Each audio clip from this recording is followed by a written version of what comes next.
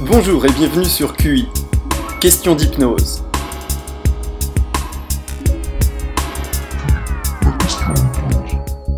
Qu'est-ce que l'hypnose de spectacle? Il s'agit de l'hypnose que vous avez sans doute remarqué plus d'une fois à la télévision, au cinéma, ou encore lors d'un spectacle en salle, dans un restaurant ou dans un camping. À l'ère où Mesmer remplit des salles entières aux quatre coins de la France, découvrons ensemble ce qu'est plus précisément l'hypnose de spectacle. Les origines de la pratique viennent de ce que l'on nomme l'hypnose dite classique. Elle est un pur produit dérivé et s'en inspire d'une manière assez simplifiée. Il s'agit là d'une hypnose qui comprend notamment des inductions hypnotiques instantanées, avec ou sans ancrage au préalable, des inductions rapides, des suggestions directes, voire même sous forme d'ordre, des approfondissements et un show spectaculaire. Dans cette forme d'hypnose, l'hypnotiseur prend en quelque sorte le contrôle du sujet pour lui faire faire des choses que le sujet lui-même est prêt à faire d'une certaine manière. L'objectif est de divertir, de faire passer un bon moment, de fasciner le public, d'où le terme fascinateur d'ailleurs.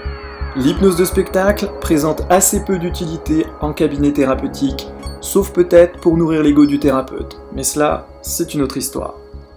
Ceci dit, il y a beaucoup à apprendre de l'observation des mécanismes et de la dextérité hypnotique de cette famille d'hypnose. Freud, qui tout de même, il faut le savoir, a pratiqué l'hypnose pendant 10 ans, s'intéressait d'assez près à l'hypnose de spectacle. QI, la question d'hypnose. Il est vrai que l'hypnose de spectacle a des effets très controversés sur l'image de l'hypnose thérapeutique.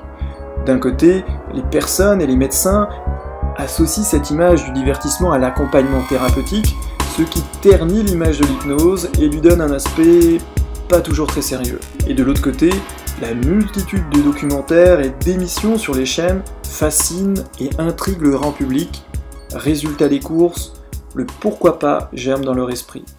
Certaines personnes que j'accompagne en cabinet, après leur première expérience hypnotique, témoignent souvent « Ah, si j'avais su que c'était comme ça et aussi agréable, eh bien je serais venu avant. » Retenez que votre potentiel est infini.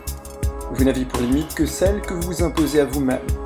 Il est possible et plus simple que vous ne le croyez de vous autoriser à vivre la vie que vous méritez.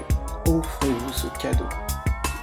À très bientôt et en attendant, prenez bien soin de vous.